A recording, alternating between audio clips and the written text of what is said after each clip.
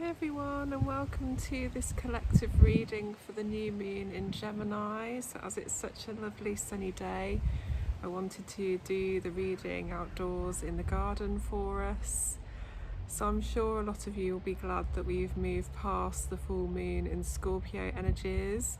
I myself felt the energies very intensively, and with the full moon in Scorpio, there was also influence from Chiron as well, and so a lot of past life trauma, past life memories were coming up to the surface for healing. And I think that's why it was such a deeply transformative time, definitely a cycle of death and rebirth in regards to our spirituality and our spiritual path. So the energies are feeling different now as we move into the new moon in Gemini, a new beginning, a new chapter. Communication is obviously a focus because Gemini is ruled by Mercury, and so it's probably going to be quite a social time for us, where we spend time with family, with friends, but I just feel that the energy feels a lot lighter, a lot more positive. And so once we get past the Mercury retrograde, say the 3rd of June, Mercury goes direct again, so that will be much better for us in terms of starting new projects and wanting to invest time and energy into new opportunities that come our way. So I think Mercury retrograde this time round has been quite hard work for me personally, because everything felt like it just came to a complete standstill, and the energy felt quite heavy. I don't know whether anyone else felt that. So I'm really enjoying the renewed energy that's coming in now with this new moon. And so Gemini is a mutable sign, so this new moon will also affect the other mutable signs of Pisces, Sagittarius and Virgo. So I'm a Sagittarius sun, Pisces moon, Gemini rising, so all of my main placements are mutable. So I think this new moon is going to have a profound effect on me, but luckily the energies feel a lot lighter. So with the new moon, it is a time of new beginnings, starting again, wiping the slate clean. So you might be starting a major life change. You know, you might be looking to move house, change jobs. So I definitely think it is a time where major change is afoot, but I feel that it's positive change that is coming. So I wanted to start off by pulling a card from the Healing Energy Oracle by Mario de Guay, just to give us a message in regards to the energy, because I felt that shift. So I've got the cards here. I'm just going to give them a shuffle and see what Spirit wants us to know about this new moon in Gemini, what the message is for us as a collective. It's a bit blowy in the garden today. It's just so nice. I didn't want to be indoors today. My hair gets everywhere. Okay, so this is our card. Oh, there's two that want to come, so I'm going to trust in that. So the first one I pulled was joy. I love this, and that just sums up the energy I'm feeling. Like a child, I discover joy in the simplicity of life. Happiness lies in magical moments, not in the material. Even the smallest joy is a great source of light. So I definitely feel like it's a time to focus on joy. It's the small everyday blessings or miracles we can witness, and one of the best ways of appreciating life and the joyful moments is observing nature. I think getting outdoors in the sunshine is really good. Look at all the sunshine energy on this card. It's great for the solar plexus. If you've been feeling stuck, lethargic, energetically exhausted, then vitamin D is great to reignite that solar plexus chakra, the main energy center of your body, to give you an energetic boost. So bathe that solar plexus in the sunshine if you can. And if you can't get outdoors, then I'd really recommend doing a guided meditation where you can focus on the solar plexus chakra, and the powers of the sun as well. So I love that, the first one being joy. And our second card is acceptance. Look at this, so beautiful. It says, I accept every step that life presents me without resistance. I try to find out what the universe is trying to teach me so that I can grow. Thus I advance in freedom on the path of light. So automatically I just feel like taking a deep breath with this message of acceptance, that acceptance is another form of forgiveness, and when we can accept where we are on our path and accept our situation, it just automatically feels so much lighter. The energy feels lighter in that. And you know, it's accepting that every experience we have, every lesson we experience is for our greatest good, in order for us to expand and grow on a soul level. So I just feel it's freeing. Acceptance is freeing. And it's accepting those lessons and experiences, knowing that the universe is giving you that opportunity to grow. So I feel that this is very much the case for us now. We're advancing on our path of light. I think with the Scorpio full moon, it was a time for us to reflect and work on deep healing, being in hermit mode, to work through our fears, acknowledge our fears and let them go, release, release, release. We've been doing lots of releasing, and now we've released all of that trauma, all of those memories that have been coming to the surface. We can now move forwards on our path of light. So again, perfect timing. And I just love the energy on this card as well, that beautiful pink energy. In fact, it's very much like the back of the card, look. I think it's the same design, and I just see it as phoenix energy, that we are soaring. We've got our wings back so that we can move forwards. So those are our first messages. So I've really been drawn to work with the mermaids today. I'm really feeling the mermaid energy, the mermaid vibrations. So I'm going to work with Messages from the Mermaids by Karen Kay. So let's just see what the mermaids want us to know as a collective. What is their message to us?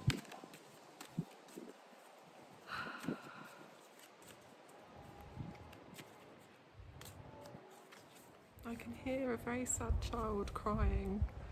There's a nursery near to where I live. So this is our card, decisions. Okay, so this is a time to make a choice. You may be contemplating your path. You may be contemplating making a decision in regards to your relationship, your career. And so I feel that for a lot of you, you are at a crossroads now, and it's also about making the decision as to what you want to do next. You know, it could be that you've come to a point where with your business, for example, or your creativity, that you've come to a point where you feel blocked and you don't know what is next for you. And so two of the best ways, I think, to renew your inspiration are either to spend time connecting with the element of water, whether that is walking near a water source or actually getting into the bath or shower, or spending time outdoors in nature, because for me, either of those options helps to clear my vessel and allows me to have renewed inspiration. So I definitely recommend that. The other thing that you may want to consider doing as well, if you do have creative block, is trying out a different hobby or different method to what you would normally do. Because if you switch your artistic practice, your creative practice, you might actually find that you get renewed inspiration. So for example, if you're a writer and you've got writer's block, then maybe you should try a different artistic pursuit, such as sketching, or knitting, or photography, you know, whatever you feel you're drawn to trying, because it's not about it being a masterpiece, it's just about the exercise, the process, and engaging with your creativity again. So I hope that makes sense. But yeah, it's time to make a decision. What is it that you want for yourself? Where is it that you want to go? What is your soul calling you to do? What is your soul longing for? And what action can you take in order to make that dream, goal, aspiration happen? It's an interesting card, decisions. Time to think carefully about what it is you want to manifest. And last of all, I'm going to pick a card from the Saltwater Spirit Oracle cards. So these are so gorgeous. I've been working with these a lot at the moment by Yana St. Levi. If you do love the look of these, you can get them from Prism and Fleur. She has an Instagram page. And here's the cards. I love them, they're so pretty. So see, as a collective, what guidance the mermaids have for us. What is their message?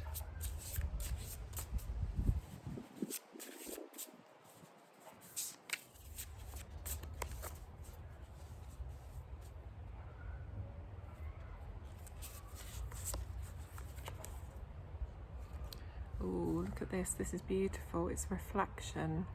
Number 41. So 4 and 1 is 5. So with the number 5, I see 10 as the number of completion. So 5 is the midway point. So I feel like you've made some progress, but you still have some way to go in order to accomplish that goal or dream.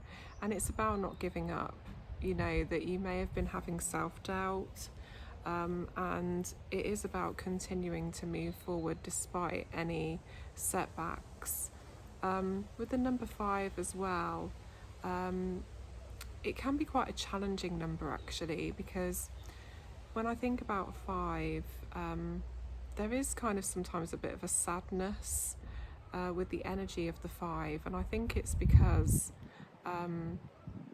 it can be associated with our trauma, our fears, grief, heartbreak, and so it's still going through that healing.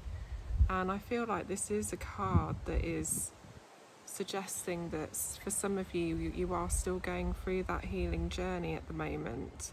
I mean, life is one long healing journey, isn't it? We go through the ebb and flow of life, and sometimes we can feel good and other times we can feel sad, and that's just how life is, you know, with the energy.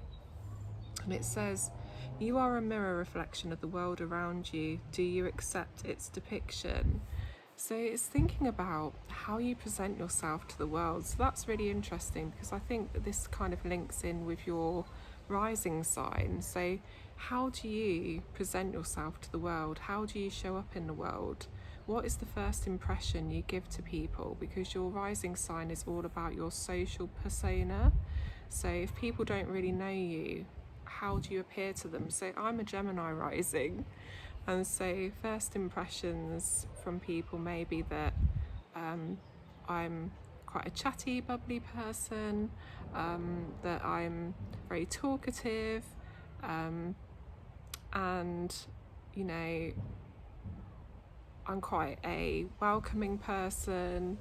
But then I'm also Sagittarius Sun and a Pisces Moon, so I have this real depth and watery nature, very creative, very much a dreamer, fantasist, deeply emotional, sensitive, pondering the bigger questions in life, very philosophical, very spiritual, creative as well. There's all these different aspects to me, but it's just interesting that maybe from first impressions I show up as this sociable, fun-loving, chatty person, which of course I can be if I'm in the right company, but I'm actually quite shy really. And so I think sometimes my rising sign allows me to kind of wear that mask to give me more confidence. So it is thinking about, how do you reflect yourself to the world? What are you putting out there? How do you show up? And is it a positive first impression, or is it a negative first impression? So this is really kind of analysing yourself on a soul level and thinking about how you come across to people. Are you an energy that people want to be around? And if you aren't, how can you change that? What changes can you make to switch that up? And I think it's really important that we really look after our frequency at the moment. And you can do that through eating mindfully, be conscious of what you're consuming, what you're feeding your body, but also not just physically what you're feeding your body, mentally as well. Are you watching too many negative news reports? Are you around negative people? Are you absorbing all that? Is there negative self-talk? Are you always putting yourself down, always criticising? So it's trying to switch that narrative. You can also shift your vibration through dance or playing uplifting music. So sound is such a powerful way to shift your vibration. So chanting, singing as well. And so maybe it's time to engage in those type of practices to help shift your vibration and frequency, because once you do that, you feel in a better place. And when you feel in a better place, people outside of you are instantly drawn to you because they can feel your radiance, your beautiful energy. So if you're not feeling great about yourself, then you're not going to draw the right experiences or people into your life. So it is an inside job. You need to work on your inner life to then manifest your desired outer life. I hope that makes sense. So your inner life is mirrored in your reality. Okay, and so I just wanted to finish by doing soul language channeling. And also I'm going to be working with one of my shells today to give us some energy healing. So I've got my shell here. It's the bat's wing seashell I own. So I really love this shell. So wherever you are, sit comfortably, take a deep breath, breathing in through your nose and out through your mouth. Try and clear your mind of any chatter. And just close your eyes. And I'm just going to draw the seashell down your energy field. So just imagine the waves cascading over you, clearing you of anything that no longer serves your greatest good. Just allowing any negative vibrations to be washed away by the ocean. You may have a vision of mermaids, dolphins, Poseidon, or King Neptune with his trident. And just allow these beautiful ocean energies to wash over you, letting go of any negativity, and we are inviting the light back in. So I'm just going to channel the light or soul language now with the seashell. Oncha aya na ihia onchia la maya kia chuma kia la maya ya china akia uchila akalama aya ia kia no ea kia la maya uchi ana ala ia kia na maya kia ukana paya ia na maya ia chala ia uchia kia moya akia ia na moya ia laya Ona ahia na maya ia kia na maya kia uchi alaya ia na moya. Just breathe deeply. And just clearing around your heart chakra and your throat chakra as well.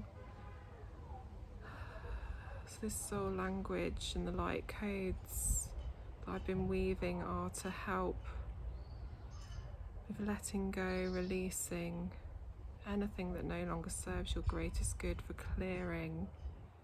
And we're just recalibrating your throat chakra and your heart chakra, so emotional healing with the heart, and also clearing with the throat to help you speak your truth in case this particular chakra has been blocked. Just breathe deeply.